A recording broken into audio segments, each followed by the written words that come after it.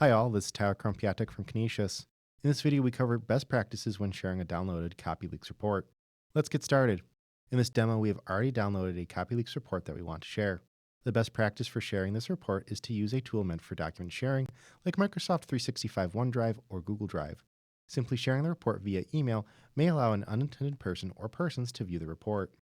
Sharing with Microsoft 365 OneDrive or Google Drive allows us to share with a specific person or persons. This, in turn, provides a certain level of security when sharing the document. In this demo, we will use Microsoft 365. First, log into your Microsoft 365 account. The best way to do this is through My Canisius.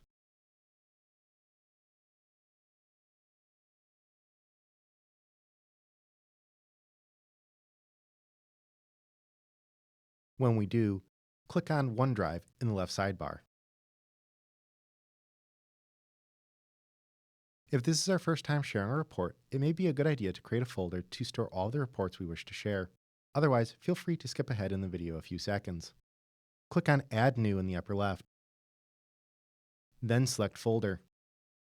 Give the folder a descriptive name. Perhaps Copyleaks plagiarism reports will suffice for now. Click on Create in the lower right. A pop-up will appear at the bottom of the page with a link to the folder. Click on it. Then find the report in the File Explorer. This would be a good time to rename the report. The student's username with Copyleaks report appended to the end should suffice. To be more descriptive, we can also include the assignment title. Click and drag the report into the folder. Alternatively, click on Add New in the upper left. Then select File Upload in the menu that appears. Then navigate to the file that we want to upload.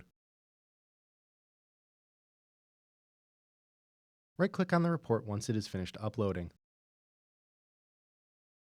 Click on Manage Access in the menu that appears. A pop-up will appear with our name on it. Click on Start Sharing underneath our name. Then type in the name of the person or persons to share the report with. Click on Send in the lower right. The pop-up will update. The person will also get an email that the report has been shared with them. You will get a copy of that email as well. When they first open the report, you will also get an email notification. To revoke a person's access to the report, right-click on the report. Click on Manage Access. Click on the user you want to revoke access from. Click on Direct Access, Can View. Then click on Can View. Then select Remove Direct Access in the menu that appears. A pop-up will appear giving us a chance to cancel if we made a mistake. Click on Remove.